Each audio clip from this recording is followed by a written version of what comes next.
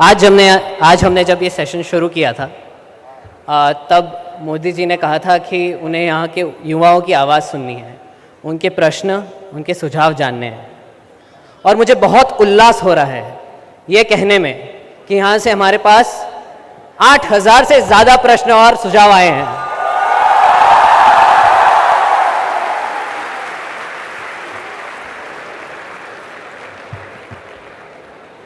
इन 8,000 प्रश्नों में से कुछ प्रश्न, कुछ सुझाव मैं आपके समक्ष रखना चाहूँगा।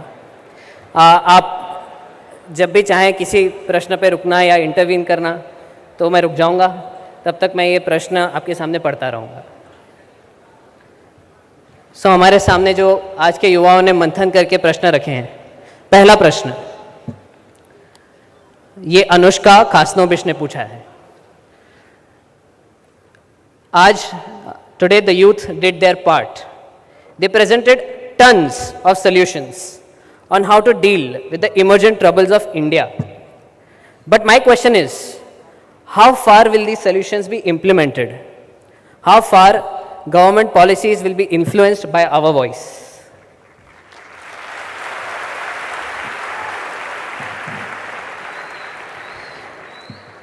दूसरा प्रश्न ये IIT दिल्ली से मयांक चौधरी ने पूछा है।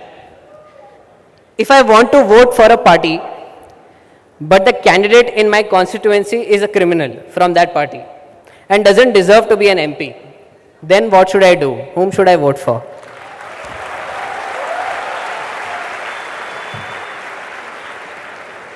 अगला प्रश्न ये ITM यूनिवर्स कॉलेज से है। Why weapons, aeroplanes, helicopters are imported? Is our technology not capable enough to make our own weapons and machines?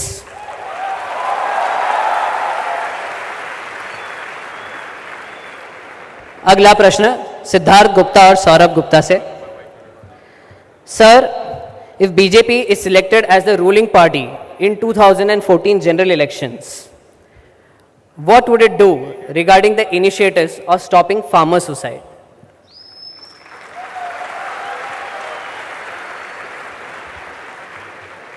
ये वाला तो गुजरात किसी एक गुजरात रेजिडेंट से आया है, नाम नहीं बताया है। प्रश्न है, if Shri Modi ji becomes PM this general election, will Gujarat remain the same Gujarat that it is right now?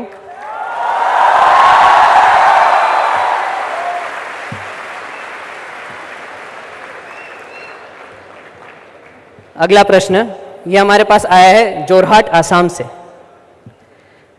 Sir, my question is simple. What prospects do you find appealing personally in North East India, and is the old thinking of the rest of the nation about North East is it going to change?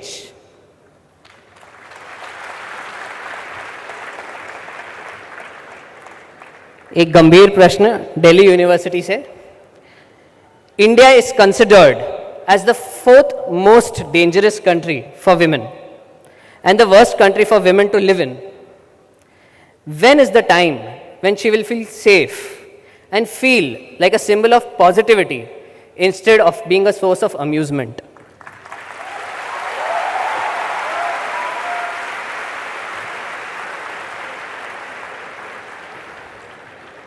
अगला प्रश्न हमारे पास रखते हैं team हाइट से CU Shah college of engineering Vardhman Gujarat से।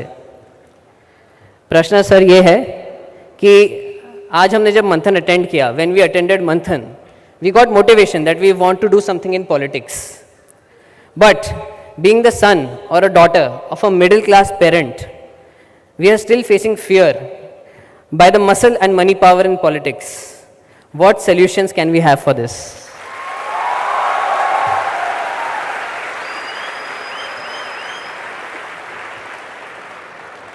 अगला प्रश्न छोटा सा, simple. How did you start your political journey? अगला question, this is also anonymous, किसी ने नाम नहीं दिया है। Where do you see India in 2020?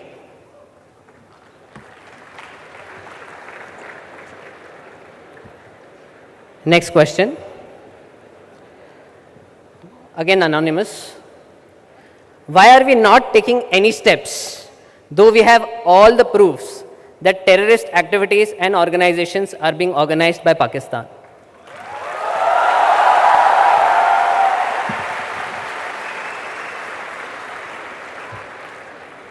अगला प्रश्न राउरकेला से, NIT राउरकेला, मलय मिलन चौधरी का क्वेश्चन है. Why after spending billions and billions of rupees for food security, our people are still dying due to lack of food?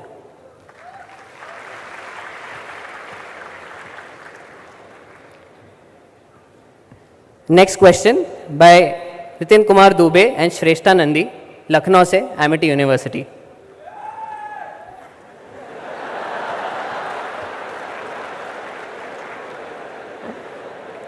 आपके अनुसार सेक्युलरिज्म की क्या परिभाषा है? What is your definition of secularism?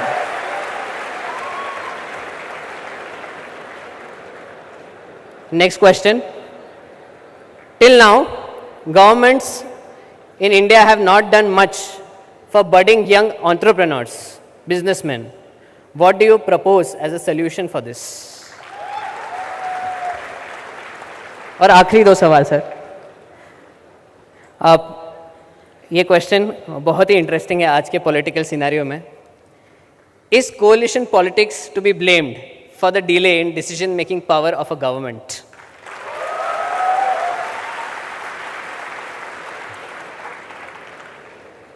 और ये आखिरी प्रश्न IIT पटना से ध्रुव उपाध्याय का. Sir, most of the students in the age group of 18 to 22 don't have a voter card. Do you have some plan so that everybody, before the coming elections, everybody has a voter card? The problem is that most of us don't even know the procedure of making a voter card. ये प्रश्न है.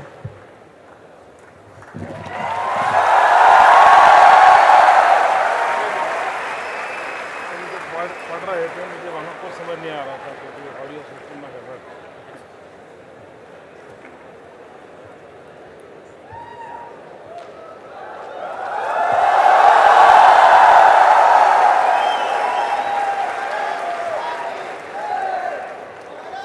दोस्तों, थक नहीं गए आप लोग?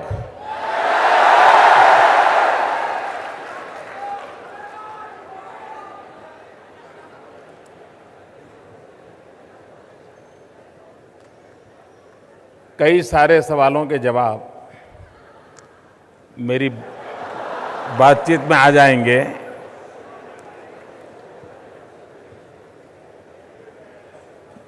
मित्रों, आज दोपहर से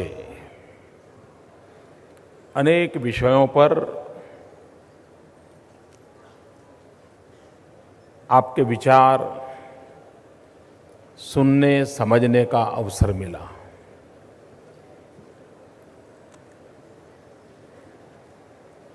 मैं CAG और मंथन के इस प्रयास का हृदयपूर्वक अभिनंदन करता हूं, क्योंकि इतनी बड़ी मात्रा में स्टूडेंट कम्युनिटी ने देश की कुछ मूलभूत समस्याओं के संबंध में गहराई से चिंतन किया. जितनी जानकारियां जहां से उपलब्ध करा सकते हैं इकट्ठी की, उसका एनालिसिस किया. कई लोगों से उन्होंने कंसल्ट किया होगा, डिबेट किया होगा, और फिर वो टीम इस नतीजे पर आई होगी कि ये सॉल्यूशन अच्छा रहेगा. यहां जो प्रस्तुत किया गया उससे भी ज्यादा अनेक विचार आपके मन मस्तिष्क में आए होंगे. इतना ही नहीं, जब आप शिक्षा के लिए सोचते होंगे तब इस मंच पर आप किस प्रकार से पेश आएंगे, जूरी आपको कैसे देखेगी, ऑडियंस कैसे रिस्पॉन्ड करेगा, उससे ज्यादा जब आप शिक्षा पर सोचते होंगे, प्रेजेंटेशन तैयार करते होंगे, तब आपके दिलो दिमाग में वो गरीब बच्चा दिखता होगा, आपको उसकी चिंता सताती होगी। आप जब फूड सिक्योरिटी, माल न्यूट्रिशन के विषय पर प्रेजेंटेशन तैयार करते होंगे, मुझे विश्वास है आपके दिल दिमाग में वो कुपोषित बच्चे होंगे, वो कुपोषित सगर्भा माता होगी, हमारे देश के तरुणों की वो अवस्था आपके मन में होगी। आपके भीतर एक पीड़ा होगी, दर्द होगा, एक संवेदना होगी, तब जाकर के इस विषय पर काम करने का आपका मन लगा होगा।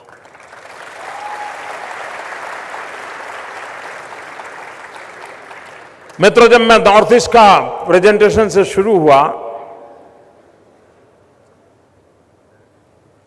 शायद ही दिल्ली में इतने बड़े समूह ने कभी भी नॉर्थ ईस्ट के विषय में कभी सोचा भी नहीं होगा।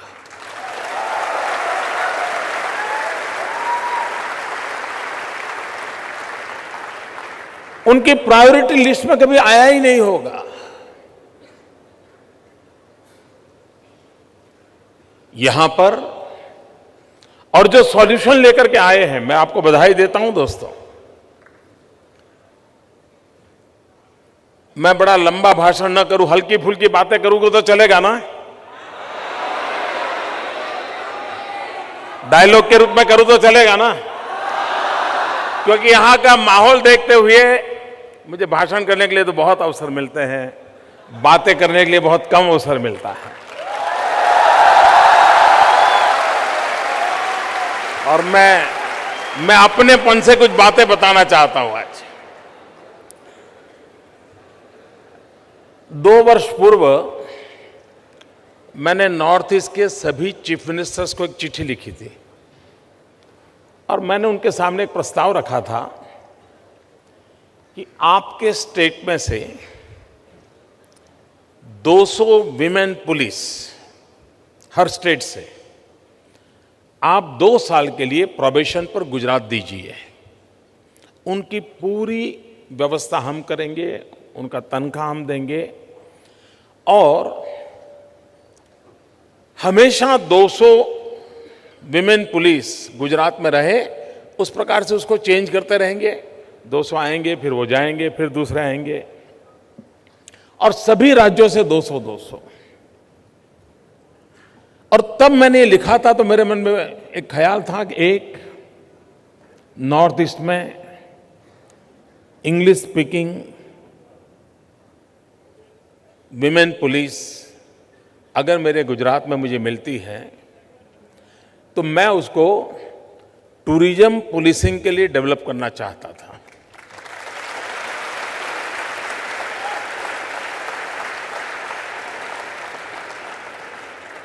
ये नेशनल इंटीग्रेशन का एक बहुत बड़ा अभियान था, क्योंकि नॉर्थ ईस्ट के ऐसे 1500-1600 लोग मेरे यहाँ रहेंगे, तो उसके स्वाभाविक एक दूसरे के साथ मिलना जुलना, रहन सहन, भाषा, वहाँ की बातें एक बड़े समूह को परिचित कराती है।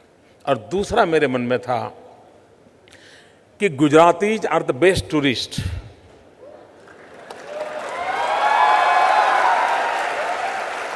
आप कहीं पर भी जाइए, आपको केमछो मिल ही जाएगा।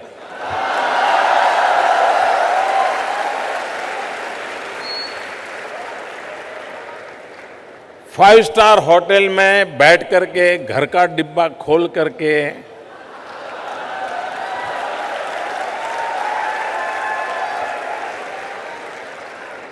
वो थेपला और ढोकला खाता होगा।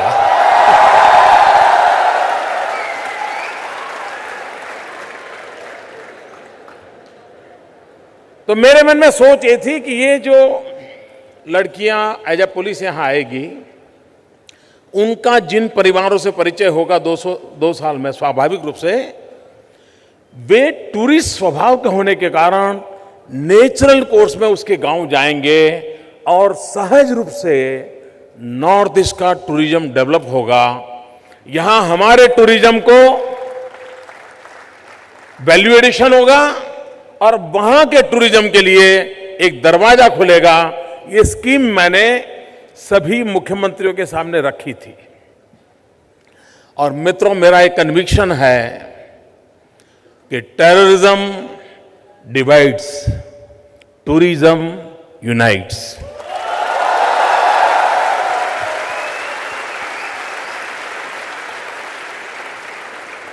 उसमें जोड़ने की ताकत होती है और आपने नॉर्थ ईस्ट में टूरिज्म को बढ़ावा देकर के कितनी बड़ी सेवा हो सकती है, एक उत्तम विचार सबके सामने रखा है।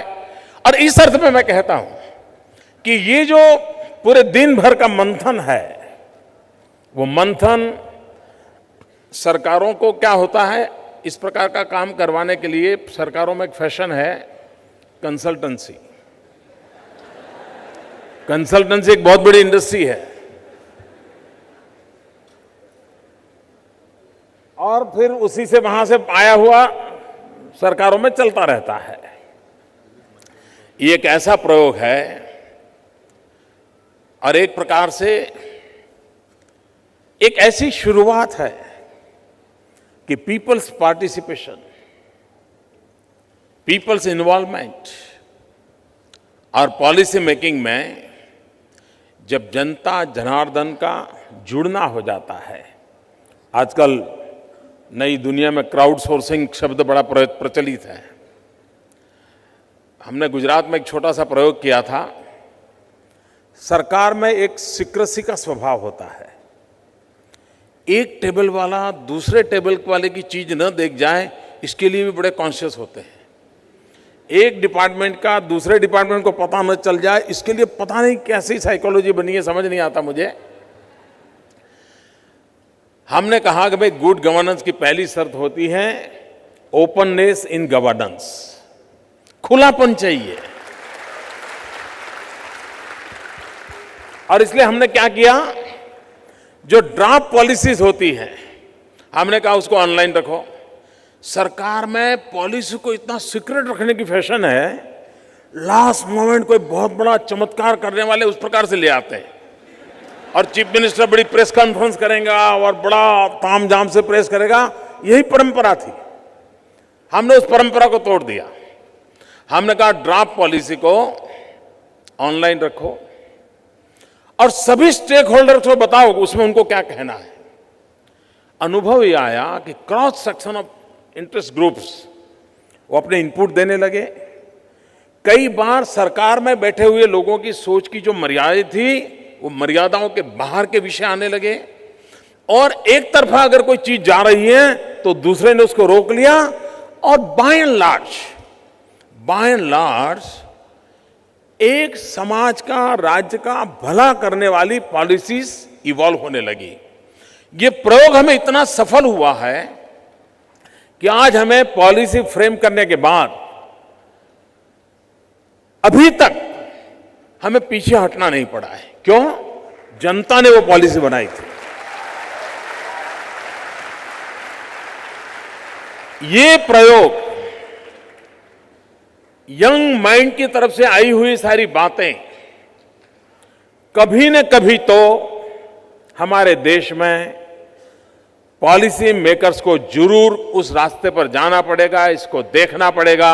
ये मेरा पूरा विश्वास है। मित्रों, दुनिया के जो भी समृद्ध देश हैं, दुनिया के समृद्ध देशों में पॉलिसी फ्रेमवर्क के अंदर यूनिवर्सिटीज का बहुत बड़ा इन्वॉल्वमेंट होता है, बहुत बड़ा योगदान होता है। मान लीजिए अमेरिका को भूटान के लिए कोई पॉलिसी बनानी है तो पहले अमेरिका की 10 यूनिवर्सिटियां साल भर भूटान में जाएगी, भिन्न भिन्न विषयों पर स्टडी करेगी, स्टडी करके रिपोर्ट देगी और जो पॉलिसी मेकर्स होंगे वो उसके आधार पर निर्णय करके फाइनल रिपोर्ट पेश करेंगे और फिर सरकार तय करती है हाँ भाई ग्रास रूट लेवल से इतनी जानकारी आई है, हम इस दिशा में जाएंगे। हमारे देश में एक बहुत बड़ा डिस्कनेक्ट है।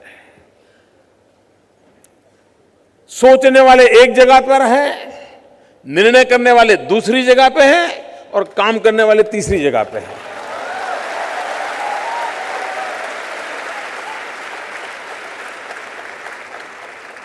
इन सबको जब तक हम एक सूत्र से नहीं जोड़ते हैं, मीटिंग ऑफ माइंड्स, इस पर हमारा अगर बल नहीं है तो ये बिखराव समस्याएं पैदा करता है। अब जैसे हमने एक प्रेजेंटेशन देखा पब्लिक डिस्ट्रीब्यूशन सिस्टम पीडीएस के संबंध में, मुझे प्रधानमंत्री जी ने एक काम दिया था।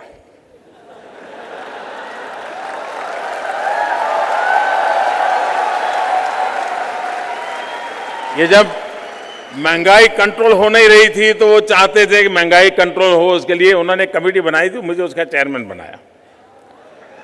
हमने 8-9 महीने तक अनेक प्रकार के स्टडी किए, मीटिंगें की, और मेरा थोड़ा स्वभाव है, वर्कोहॉलिक हूँ, बहुत फोकस एक्टिविटी करता हूँ, तो काफ़ी मेहनत की। हमने रिपोर्ट उनको दिया, और रिपोर्ट दिया उसको भी करीब करीब 2 साल हो गए।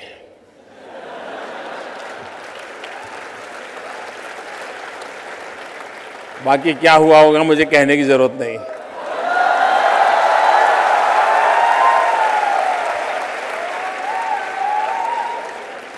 उसमें मैंने 62 एक्शनेबल पॉइंट दिए हैं।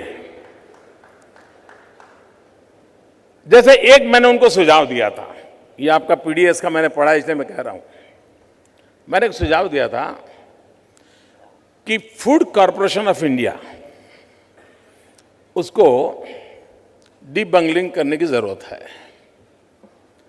हमने कहा उसके 3 हिस्से कर दो,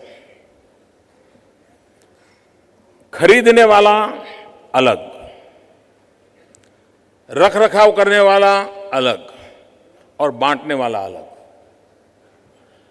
एक दूसरे पर नजर रहेगी, एफिशिएंसी बढ़ेगी, हमारा काम ठीक होगा। हमने एक उनको सुझाव दिया था कि हमारे पास रियल टाइम डाटा ही नहीं है। देखिए साहब, टेक्नोलॉजी इतनी तेज काम कर रही है, हमारे आईटी एक्सपर्ट अमेरिका का भला कर रहे हैं,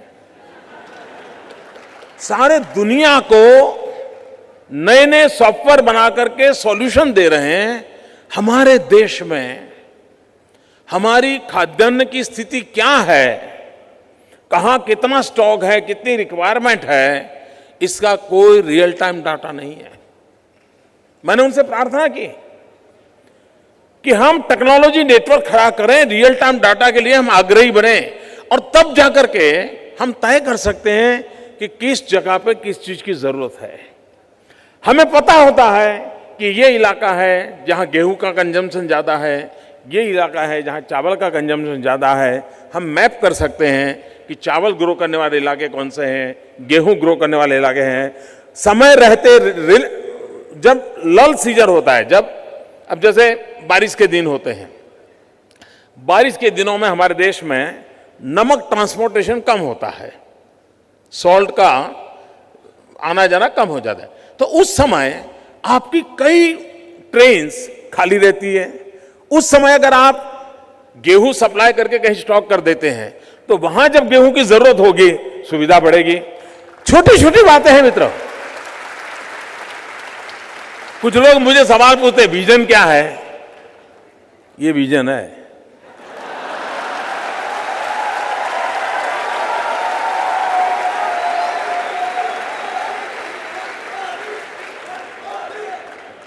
मित्रों, समस्याओं के समाधान खोजना, इसके लिए हमारे यहां प्रयास नहीं होता है, और उसी का नतीजा है कि हम संकटों में उलझे रहते हैं।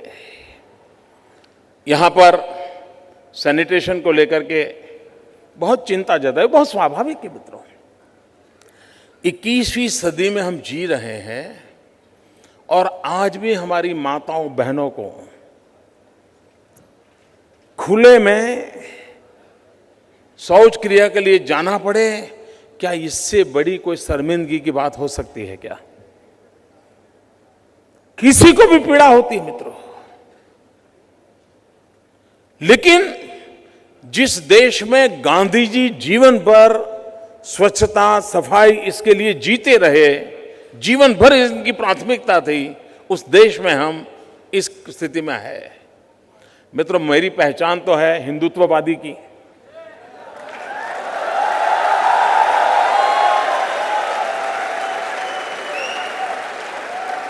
लेकिन मेरी रियल सोच क्या है मैं आपको बताता हूं। मैंने मेरे राज्य में बड़े हिम्मत के साथ एक बात कही है और लगातार कहता हूं। जो मेरी छवि है वो ये हिम्मत नहीं कर सकता है, लेकिन मैं करता हूं। मैं कहता हूं, पहले शौचालय फिर देवालय।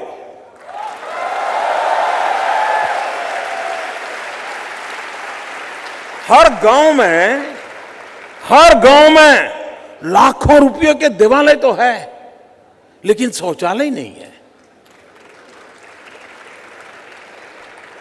मित्रों, समाज में इस हिम्मत के साथ, और लीडर्स की यही तो क्वालिटी होती है,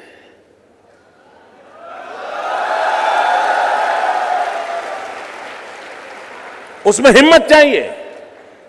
समाज की कठिनाइयों के समय नेतृत्व करने का, सामर्थ्य दिखाने का, नई राह पर जाने का हिम्मत चाहिए। मित्रों, हमारे देश में आमतौर पर बजट, उस पर बड़ी चर्चा होती है, लेकिन हमारी सीमा आउटलेट तक ही है। जब तक हम आउटकम पर फोकस नहीं कर सकते हैं, तब तक हम परिणाम नहीं लाए। और इससे भी आगे हमें क्वालिटी ऑफ द लाइफ में चेंज लाना है, तो आउटलेट से आगे बढ़कर के आउटकम पर जाने पड़ेगा, और आउटकम से भी आगे एक कदम और आगे बढ़ना पड़ेगा, और वो है सोशल ऑडिट। जैसे मान लीजिए बजट में तय हुआ कि उस गांव में कुआं बनाना है, आउटले हुआ, आउटकम हुआ, कुआं बन गया, पानी है, लेकिन सोशल ऑडिट होना चाहिए कि सचमुच में इस कुएं के पानी का उपयोग करने वाले लोग हैं क्या, वहां पानी का उपयोग हो रहा है क्या, कहीं किसी कॉन्ट्रैक्टर की भलाई के लिए तो कुआं नहीं खोदा गया।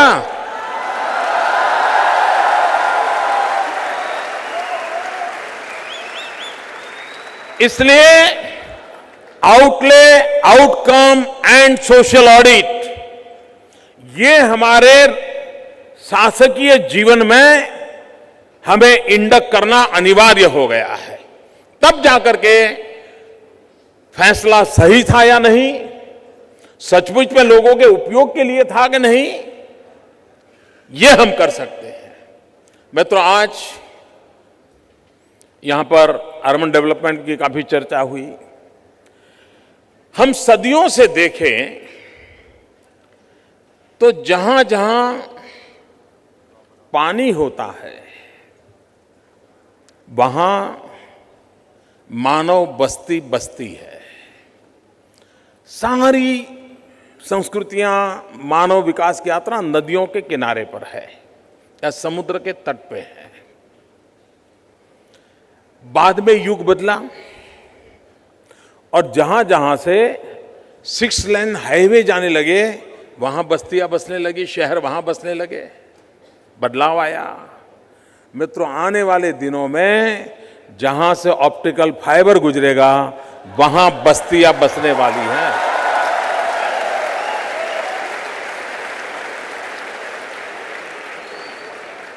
ये बदलाव आने वाला है, और इसलिए डिजिटल वर्ल्ड हमारी जिंदगी का हिस्सा बन रहा है। गांव तक long distance education, broadband connectivity के साथ दूर सुदूर हम हमारे बच्चों को अच्छी शिक्षा क्यों नहीं दे सकते। मेरा अनुभव है मित्रों, हम टेक्नोलॉजी का उपयोग करके इस काम को कर सकते हैं। क्वालिटी ऑफ एजुकेशन टेक्नोलॉजी के कारण अब कोई दूर का सपना नहीं है, इसको हम आसानी से उपयोग कर सकते हैं। यहां एग्रीकल्चर की चर्चा हुई, उसमें optimum utilisation of the land, इसकी चर्चा हुई। मैं कुछ लिखता तो नहीं था, लेकिन बैठे बैठे सुन रहा था, मुझे याद है, इतना मैं बताता हूं। मित्रों, हमारे देश में टोडरमल, इतिहास में कहते हैं कि टोडरमल ने जमीन को नापने का बहुत बड़ा काम किया था। पढ़े हो ना इतिहास? टोडरमल का नाम सुना है ना? इस तरफ सुना है, उस तरफ नहीं सुना है। टोडरमल के जमाने में, उसके बाद पिछले कई सदियों से एक परंपरा रही है कि हर 30 वर्ष में एक बार जमीन की स्थिति को नापना चाहिए। उसमें क्या बदलाव आया है, कहीं नदी ने अपना रास्ता बदल दिया, पानी नदी में परिवर्तित हो गई, कहीं पर मकान बन गए, बदलाव आ गया। हर 30 वर्ष में एक बार जमीन नापनी चाहिए। मुझे दुख के साथ कहना है, हमारे देश में पिछले 100 साल में जमीन नापने का काम नहीं हुआ है। आजाद भारत में तो शुरू करना चाहिए था, नहीं हुआ मित्रों। और उसके कारण क्या हुआ है, जो जमीन का किसान मालिक है, उसके मन में एक हमेशा टेंशन रहता है कि मेरी जमीन कितनी, और फिर उसके कारण वो बड़ी बड़ी बाड़ लगा देता है।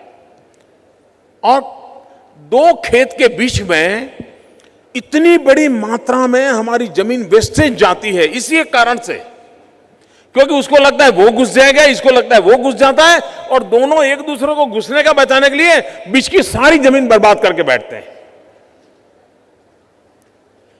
क्यों न हम खेती को 3 हिस्सों में बांटना चाहिए। अगर हम, जैसे एक सवाल यहां आया कि किसान जो आत्महत्या करते हैं उसका उपाय क्या, मैं बताता हूं। 3 हिस्सों में बांटना चाहिए। 1/3 रेगुलर फार्मिंग, 1/3 एनिमल हस्बेंड्री,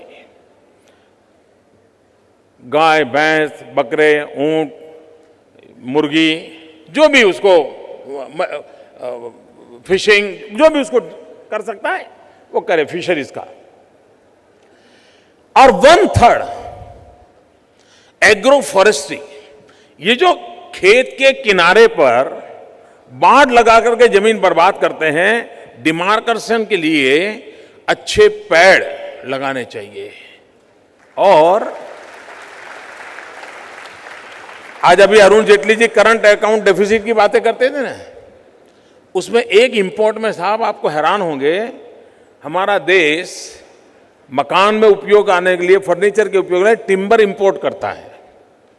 अगर हम केयरफुली 2 खेतों के बीच की जो जगह है, वहां अगर एग्रो फॉरेस्ट्री करके टिम्बर ग्रो करें, जो हमारे फर्नीचर और घर की जरूरत काम में आए, मित्रों, किसी भी किसान को कभी आत्महत्या करने की नौबत नहीं आएगी।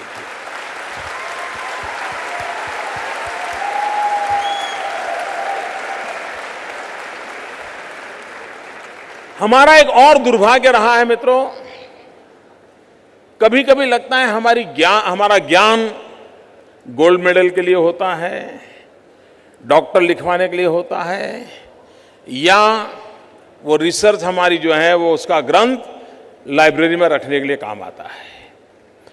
अगर हमें एग्रीकल्चर सेक्टर में रिवॉल्यूशन लाना है तो लैब टू लैंड, जो लेबोरेटरी में खोज करके निकाला गया है वैज्ञानिकों ने, उसको धरती पर उतारना पड़ेगा। जब तक हम लैब टू लैंड इस कंसेप्ट की ओर बल नहीं देते हैं और हर नई खोज को किसान तक पहुंचाते नहीं हैं, तब तक हम हमारे एग्रीकल्चर सेक्टर को 200 साल पुरानी पद्धति से हम चल रहे हैं। आज टेक्नोलॉजी की एग्रीकल्चर सेक्टर में बहुत आवश्यकता है। मजदूर खेती में काम करने की संख्या कम हो रही है। हमारे यहां देश में आईटीआईज में एग्री सेक्टर को रिक्वायर ऐसे आईटीआई के कोर्सेज ही नहीं है। वो टर्नर, फिटर, प्लम्बर सब बनाएंगे, लेकिन किसान को खेत में जरूरी टेक्नोलॉजी के लिए एग्रीकल्चर टेक्नोलॉजी को लेकर आईटीआई में छोटे छोटे सब्जेक्ट हो, स्किल डेवलपमेंट हो, तब जाकर हम उसकी जिंदगी को बदल सकते हैं। भाइयों बहनों, विषय बहुत छोटे छोटे होते हैं, लेकिन अगर तरीके से किया जाए। अब यहां एक चर्चा आई यूथ एम्प्लॉयमेंट की, किसी एक नौजवान ने अच्छा प्रेजेंटेशन दिया था। मित्रों, सारी दुनिया में टूरिज्म इंडस्ट्री बहुत तेजी से बढ़ रही है। एक अनुमान के अनुसार कहते हैं कि $3 ट्रिलियन के टूरिज्म इंडस्ट्री की संभावनाएं पड़ी है विश्व में। $3 ट्रिलियन एक कोई छोटी अमाउंट नहीं है। मित्रों, हिंदुस्तान इतना बड़ा देश, इतनी बड़ी विरासत, लेकिन हम विश्व के टूरिस्ट को आकर्षित करने में सफल नहीं हो रहे हैं। हॉस्पिटैलिटी इंडस्ट्री को हम बल दें, हम टूरिज्म पर फोकस करें, और जो हम वसुधैव कुटुंबकम की बात करने वाले, अतिथि देवो भव की बात करने वाले, हम स्वाभाविक रूप से कोई अनजान व्यक्ति को भी बड़े आत्म सम्मान के साथ बुलाने वाले लोग, आज विश्व को हम कैसे आकर्षित करें। मित्रों, हमारे नौजवानों के लिए, रोजगार के लिए टूरिज्म सेक्टर में, हॉस्पिटैलिटी सेक्टर में इतनी संभावनाएं हैं, और उसके लिए कोई बहुत बड़ी डिग्रियों की जरूरत नहीं है, बहुत बड़े इन्वेस्टमेंट की जरूरत नहीं है। मिनिमम इन्वेस्टमेंट से मैक्सिमम रोजगार की संभावना ये टूरिज्म सेक्टर में है। अगर इन बातों को हम बल देते हैं, मुझे विश्वास है मित्रों, हम बहुत कुछ परिवर्तित कर सकते हैं। यहां एक सवाल बड़ा मजेदार किसी ने बड़ा तरीके से पूछा, वो स्टूडेंट शायद आगे जाकर के पत्रकार होना चाहता होगा। उसने पूछा, कोई क्रिमिनल कैंडिडेट हो, पार्टी हमें पसंद हो, तो हमें वोट किसको देना? पार्टी अच्छी है लेकिन कैंडिडेट ठीक नहीं, क्या करें? आपका ये टेंशन सुप्रीम कोर्ट ने मिटा दिया है।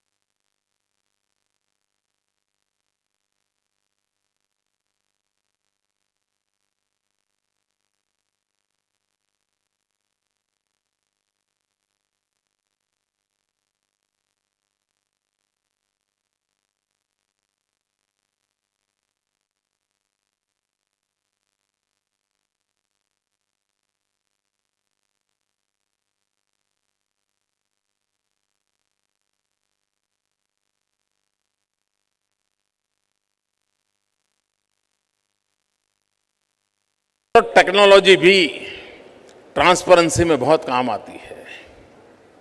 मैं यहां देख रहा था, आपके अधिकतम प्रेजेंटेशन में ट्रांसपेरेंसी पर बल है। इसका मतलब कि हिंदुस्तान के नौजवान का मिजाज ये गफलेबाजी को सहन करने को तैयार नहीं है।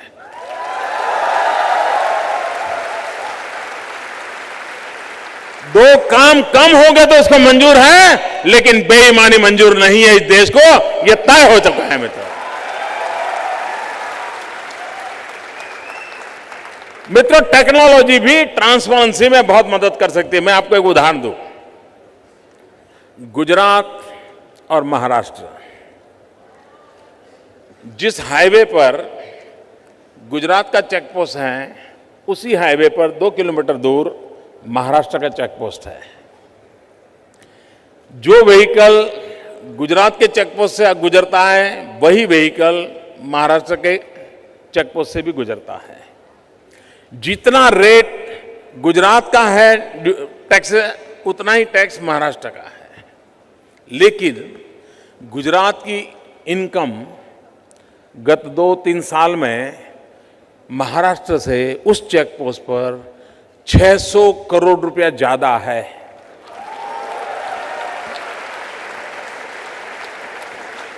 एक ही रोड, टैक्सेशन वही, व्हीकल उतने ही, लेकिन हमारी कमाई 600 करोड़ ज्यादा है। क्यों?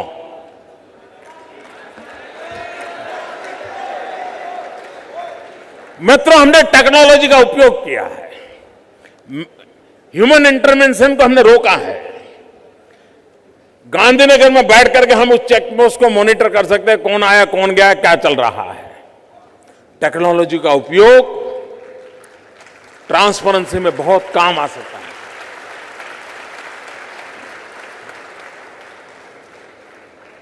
और इसलिए मित्रों, जो समस्याएं हैं, उन समस्याओं का समाधान यहां पर, जैसे नॉर्थ ईस्ट की बात हुई, मैं एक चीज लोगों से सीखा था। मैं नया नया मुख्यमंत्री बना, अब हम तो मुख्यमंत्री बनने से पहले मुख्यमंत्री का चैम्बर भी नहीं देखा था।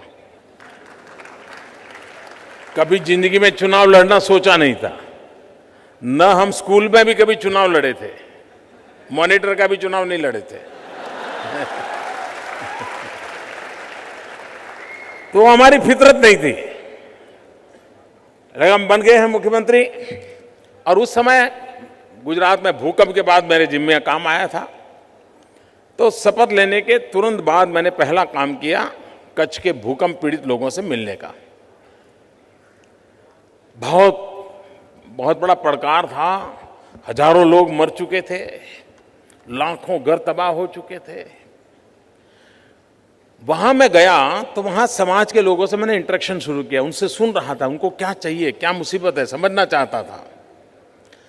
एक इंटरेस्टिंग बात एक इंटेलेक्चुअल ग्रुप से जब मैं मिला तो उन्होंने बताई। उन्होंने कहा, साहब हम तंग आ गए। मैंने कहा, क्या हुआ? बोले, हम पिछले 50 साल से कोई भी नेता कच्छ आता है, कोई भी सरकारी आदमी कच्छ में आता है, तो वो हमारे साथ सीमावर्ती जिला, पाकिस्तान, सिक्योरिटी, यही बातें करता है, वही इमोशनल विषयों पर भाषण देता है, वही अखबार छापते हैं और चला जाता है। वो कहे, मोदी जी कम से कम आप ये सब बंद कर दीजिए। आप ये पाकिस्तान, ये सिक्योरिटी, ये बॉर्डर, ये बंद कीजिए, और उसके बाद आप कच्छ के लिए सोचना शुरू करिए, आपको एक नई सोच आएगी। मैं मित्रों रात भर सोचता रहा। सही बात थी।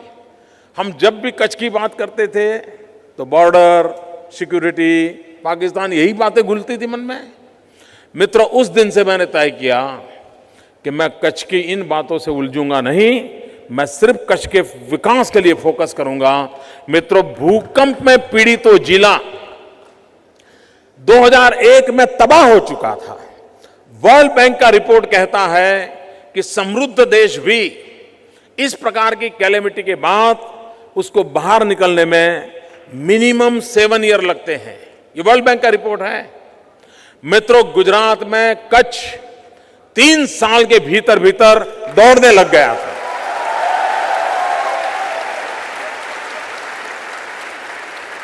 इतनी बड़ी प्राकृतिक आपदा के बाद भी,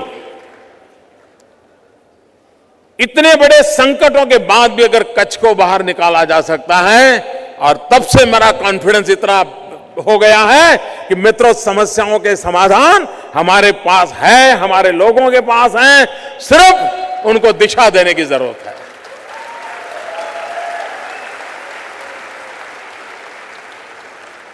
मित्रों, आज देश में यहां पर एक विषय आया कि हम गरीब परिवार से हो, हम राजनीति में कैसा है, ऐसा एक सवाल है इसमें।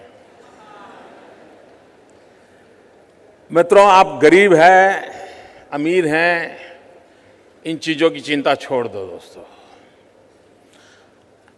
एक बात की जरूरत होती है, आपका आप पर भरोसा होना चाहिए।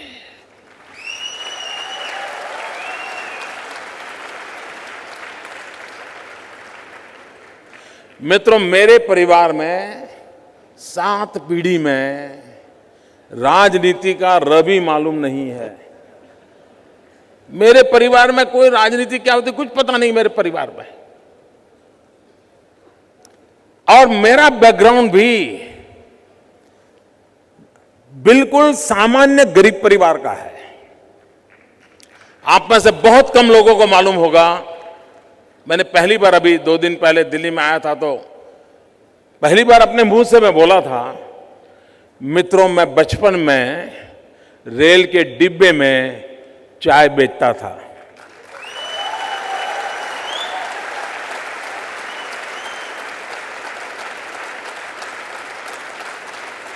और आज आपके सामने खड़ा हूं।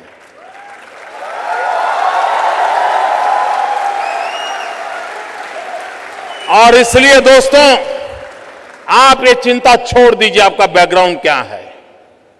बिल्कुल घबराइए मत दोस्तों। आप किस परिवार में पैदा हुए हो, किस अवस्था में पैदा हो, चिंता छोड़ दीजिए दोस्तों। अगर आपके दिल में समाज के लिए, देश के लिए कुछ करने की आग है, निकल पड़िए दोस्तों, रास्ता अपने आप मिल जाएगा।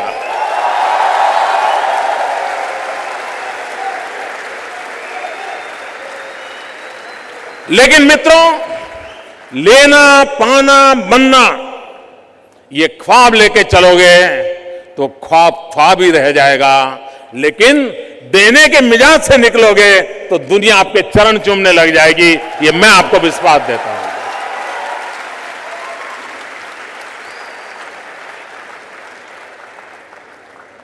यहां पर एक सवाल आया, सेक्युलरिज्म की आपकी डेफिनेशन क्या है?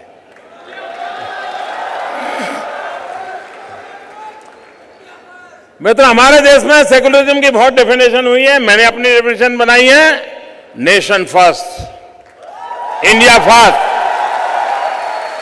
हम जो भी निर्णय करें, अगर वो भारत की भलाई के लिए है तो उससे बड़ा कोई सेक्युलरिज्म नहीं होता है मित्र।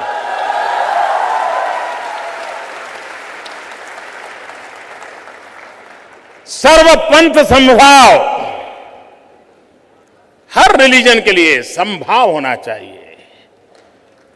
कोई अपना कोई पराया, ये नहीं हो सकता है। Justice to all, appeasement to none. No vote bank politics. गरीब गरीब होता है, फिर वो मंदिर में जाता है कि मस्जिद में जाता है, गुरुद्वारा में जाता है, ये कोई मायना नहीं रखता है। गरीब गरीब होता है, उसको शिक्षा चाहिए, उसको खाना चाहिए, उसको रहने के लिए घर चाहिए, मां बाप के लिए दवाई चाहिए। यह धर्म होता है मित्रों। और मैं साफ मानता हूं मित्रों, सरकार, उसका एक ही धर्म होता है, सरकार का एक ही मजहब होता है, और वो मजहब होता है इंडिया फर्स्ट। सरकार का एक ही धर्म ग्रंथ होता है, और वो धर्म ग्रंथ होता है हमारा कॉन्स्टिट्यूशन। सरकार की एक ही भक्ति होती है, भारत भक्ति।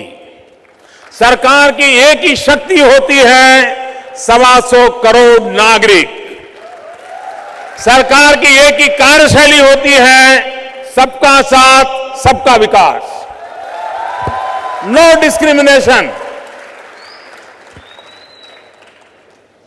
और इसलिए भाइयों बहनों, कुछ लोगों के लिए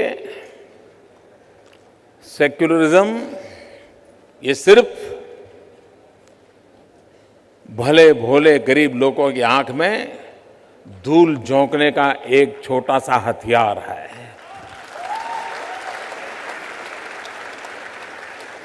ये सारे डायलॉग प्रधानमंत्री जी को कुछ पता नहीं, मैं हैरान हूं, कल विमान में बोल रहे थे। प्रधानमंत्री जी को मालूम है वो 80 के दायके के डायलॉग है, 21वीं सदी है, आज देश को विकास चाहिए, नौजवानों को अपना भविष्य बनाना है, गांव को पीने का पानी चाहिए, किसान को खेत में पानी चाहिए, ये लोगों की मांग है। कह दिया उन्होंने, कहते रहो।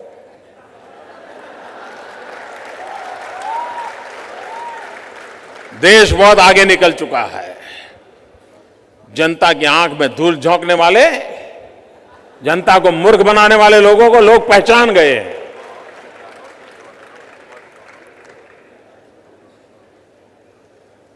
भाइयों बहनों,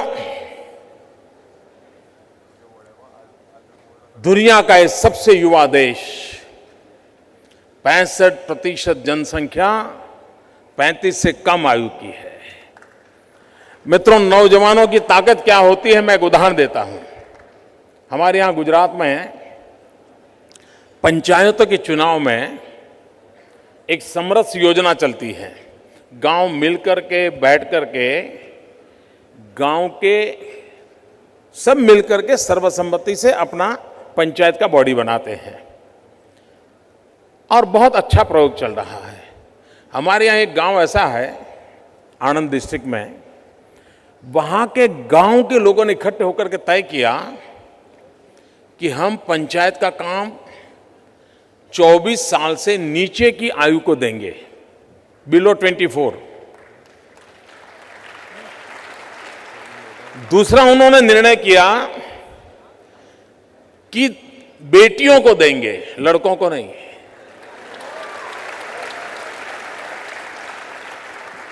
उस पंचायत का सारा कारोबार 19, 20, 22 साल की बेटियां कर रही हैं मित्रों। कुछ तो अभी पढ़ भी रही हैं।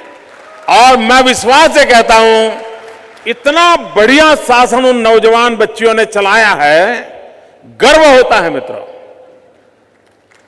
हमारे यहां विमेन एम्पावरमेंट की चर्चा हो रही थी। जब तक हम हमारी माताओं बहनों को आर्थिक सामर्थ्य नहीं देते हैं, अगर उसको सुबह उठते ही सब्जी के लिए हाथ फैलाना पड़ता है, तो विमेन एम्पावरमेंट नहीं होता है। पति से मांगना पड़े, भाई से, उसको आर्थिक रूप से सामर्थ्यवान बनाना बहुत जरूरी होता है। दूसरी आवश्यकता होती है डिसीजन मेकिंग प्रोसेस में उसकी आवाज होनी चाहिए। आजकल क्या होता है, घर में भी बाप और बेटा दो बातचीत करते होंगे और किचन में से मां आकर के थोड़ा इंटरेस्ट लेती है, तो बेटा क्या बोलता है, मम्मी तुम किचन में काम करो, ये तो हम बिजनेस की बात कर रहे हैं। यानी मां को भी अंदर भेज देते हैं।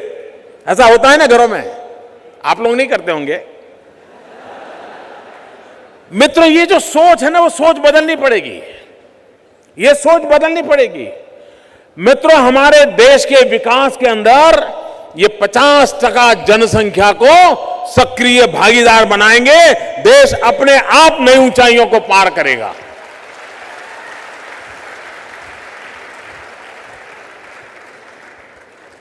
पश्चिम के लोग हमारे यहां सोचते हैं वो सही नहीं है। हमारे एक पैनलिस्ट ने कहा था कि हमारे देश में आज भी कृषि क्षेत्र, आज भी एनिमल हस्बेंड्री, ज्यादातर अब तो हेल्थ सेक्टर भी एंड एजुकेशन सेक्टर, ये 4 पर तो पूरी तरह महिलाओं का ही कब्जा है। कहीं पर भी देखिए बहुत बड़ी मात्रा में महिला उसमें एक्टिव है, काफी अच्छा परिणाम दे रही है। उनके अंदर एक सामर्थ्य है, उनको सम्मान देने की जरूरत है, उनको अवसर देने की जरूरत है, और उनका नेतृत्व भी हमें स्वीकार करने की हमारे में तैयारी चाहिए हर क्षेत्र में। तो आप देखिए एम्पावरमेंट हम बहुत आसानी से कर सकते हैं। और भारत एक ऐसा देश है मित्रों, ये एशियन कल्चर का हिस्सा है मित्रों। हम ही लोग हैं जिन्होंने विमेन लीडरशिप को स्वीकार किया है, चाहे बांग्लादेश हो, पाकिस्तान हो, श्रीलंका हो, इंडोनेशिया हो, इंडिया हो, ये एशियन कल्चर का हिस्सा है।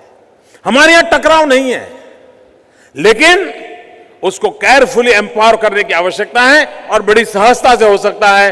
तो ये हमारी 50% पॉपुलेशन विकास यात्रा में एक बहुत बड़ी ताकत बनकर उभर करके आ सकती है और हम उसको जोड़ सकते हैं, हम बहुत बड़ा बदलाव ला सकते हैं। मित्रों, हमारे यहां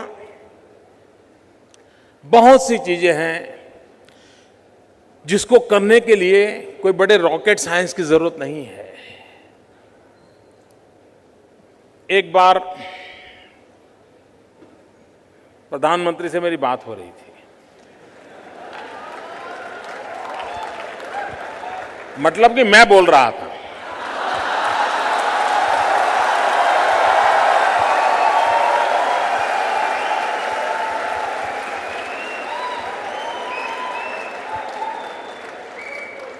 यहां अभी अर्बन ट्रांसपोर्टेशन को लिए बड़ा अच्छा एक नया विचार किडनी टर्मिनोलॉजी कर लेकर के नौजवानों ने रखा है। तो मैंने प्रधानमंत्री से विषय निकाला, मैंने कहा साहब ये JNNU-RM चल रहा है अपना, उसको नेक्स्ट जनरेशन के लिए सोचना चाहिए। उन्होंने पूछा क्या है आपके मन में? हमने कहा अभी तो हम मेट्रो ट्रेन बना रहे हैं, फ्लाईओवर बना रहे हैं, ब्रिजेज बना रहे हैं, रास्ते चौड़े कर रहे हैं, उससे भी आगे हमने नया सोचना चाहिए। उन्होंने क्या? हमने कहा पूरे हिंदुस्तान में हम 500 सिटीज को छांटे और वहां पर solid waste management and waste water treatment, इसके लिए बिल्कुल आधुनिक तरीके से हम काम खड़ा करें। सॉलिड वेस्ट मैनेजमेंट पर से फर्टिलाइजर बनाएं, वेस्ट वाटर ट्रीटमेंट करके वो पानी किसानों को देने की व्यवस्था करें। हर बड़े शहर के अगल बगल के जो गांव होते हैं वो ज़्यादातर सब्जी की खेती करते हैं, क्योंकि उनको तुरंत बाजार मिल जाता है, शहर में सब्जी बिकने को आती है। हैदराबाद होगा तो हैदराबाद के अगल बगल के जो छोटे छोटे गांव होंगे वहाँ के किसान सब्जी पैदा करते होंगे, ताकि हैदराबाद में उनको मार्केट मिल जाता है। हमने ये फर्टिलाइजर उनको देना चाहिए और उनको ऑर्गेनिक फार्मिंग के लिए प्रोत्साहित करना चाहिए। और वो जो केमिकल फर्टिलाइजर उपयोग करते हैं उसके बदले में ये फर्टिलाइजर उपयोग करेंगे, उसके कारण सब्सिडी बच जाएगी। हमने कहा उस सब्सिडी को वायबिलिटी गैप फंडिंग में देना चाहिए। ये मैं उनसे बोल रहा था, वो तो अर्थशास्त्री हैं।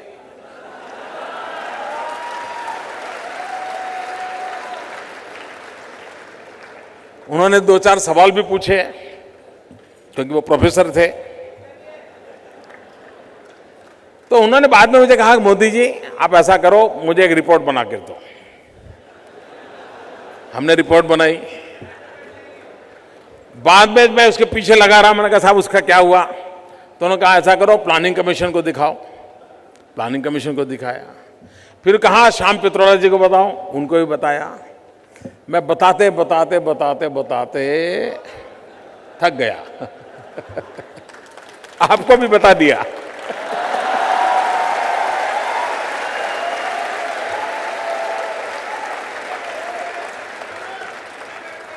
उसके बाद मित्रों हमने कहा ये करें या ना करें, हमने गुजरात में तय किया कि हम 50 टाउन पकड़ेंगे और हम इसके पीछे गुजरात का पैसा लगेगा तो लगेगा, लेकिन हम इसको करके रहेंगे। मित्रों अगर हमारे शहर हम साफ सुथरे कर देते हैं, नीट एंड क्लीन, हमारे वेस्ट वाटर की ट्रीटमेंट करके उस पानी का उपयोग कर लेते हैं, मित्रों आने वाले दिनों में हेल्थ सेक्टर में हम बहुत बड़ी मदद कर सकते हैं। उसमें जो खर्चा होता है वो भी बच सकता है। न्यूट्रिशन की जो समस्या है उसका भी सॉल्यूशन है, क्योंकि बगल बगल के गांवों में से सब्जी सस्ती आएगी। सब्जी जितनी ज्यादा खाएगा गरीब आदमी, न्यूट्रिशन के प्रश्नों के समाधान के लिए वो काम आएगा। मित्रों एक छोटी चीज को हाथ लगाने से भी अनेक समस्याओं के समाधान खोजे जा सकते। लेकिन मुझे एक बार किसी पत्रकार ने पूछा था कि मोदी जी क्या लगता है चुनाव जल्दी आएंगे क्या? मैंने कहा भाई चुनाव जल्दी आना है या नहीं आना है उसका कोई निर्णय तो करना पड़ता है ना।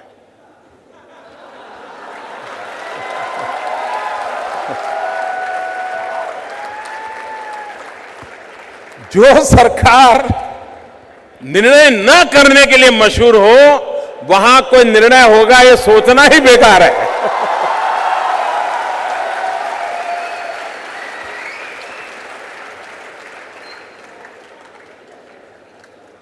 मित्रों, लोकतंत्र में हमारे देश के युवा की भागीदारी, उसकी शुरुआत होती है वोटर्स राइट में। मतदाता एक अधिकार। हम पहली बार जब स्कूल जाते हैं, बच्चे होते हैं, आपने देखा होगा पूरे मोहल्ले में हमारी माँ इतनी मिठाई बांटती है, स्कूल में भी जाते हैं तो मिठाई बांटते हैं, टीका लगाते हैं, अच्छे कपड़े पहनते हैं, करते हैं कि नहीं करते? बच्चों को स्कूल ले जाते हैं तो बड़ी धामधूम होती है। बच्चे की शादी होती है, सारे रिश्तेदारों को बुला करके बड़ी धामधूम से हम शादी करते हैं कि नहीं करते हैं? करते हैं।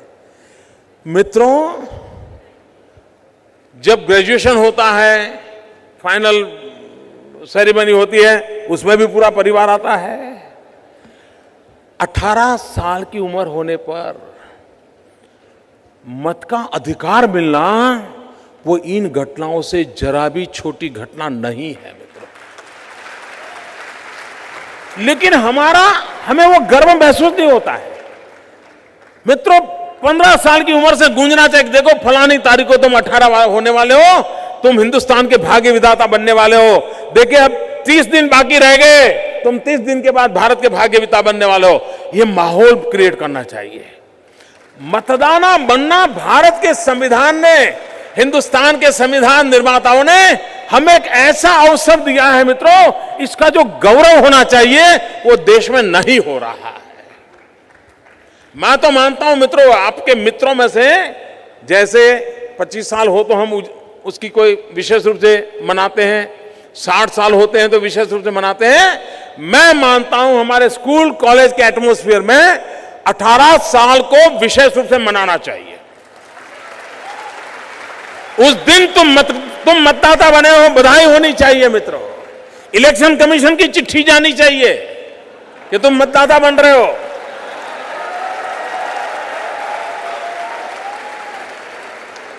हमने मतदाता एक जीवन की बहुत बड़ी घटना है, बहुत बड़ा सौभाग्य मिला है। मतदाता बना मतलब मैं भारत का भाग्य विधाता बना हूं, ये भाव हमारे भीतर जगना चाहिए मित्रों। मैं चाहता हूं कि सीएजी के माध्यम से सभी यूनिवर्सिटी में ये संदेश हम पहुंचाएं।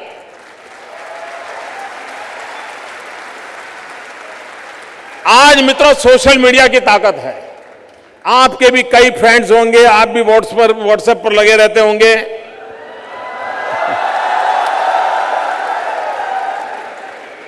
आप तय करिए सुबह उठते ही मैं मतदाता हूं, क्या आप मतदाता बने?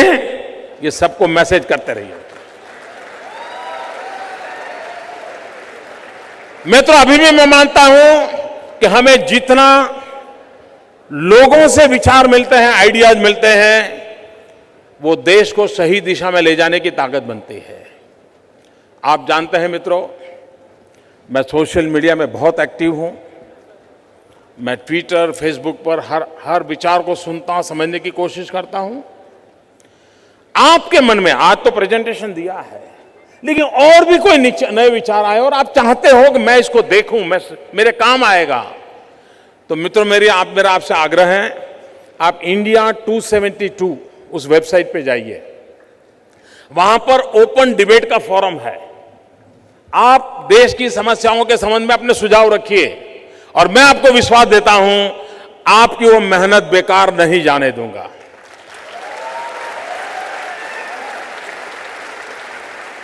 मित्रों आइए हम सब जुड़े और मित्रों, विकास के बिना कोई चारा नहीं है। हिंदुस्तान के नौजवान का भविष्य विकास पर ही निर्भर है। हमें सभी क्षेत्रों में, चाहे वो सर्विस सेक्टर हो, चाहे मैन्युफैक्चरिंग हो, चाहे एग्रीकल्चर हो, हमें विकास की नई नई आयामों को छूना पड़ेगा। आधुनिकता के साथ, टेक्नोलॉजी के साथ विश्व के सामने यह देश सर ऊंचा करके खड़ा हो, उस रूप में जाना चाहिए। मित्रों, इसी एक अपेक्षा के साथ आप सबके बीच आने का मुझे अवसर मिला। दिन भर अनेक नए विचार सुनने का अवसर मिला। मैं आपका बहुत बहुत आभारी हूं। मेरे साथ बोलिए भारत माता की, भारत माता की, भारत माता की। बहुत बहुत धन्यवाद दोस्तों।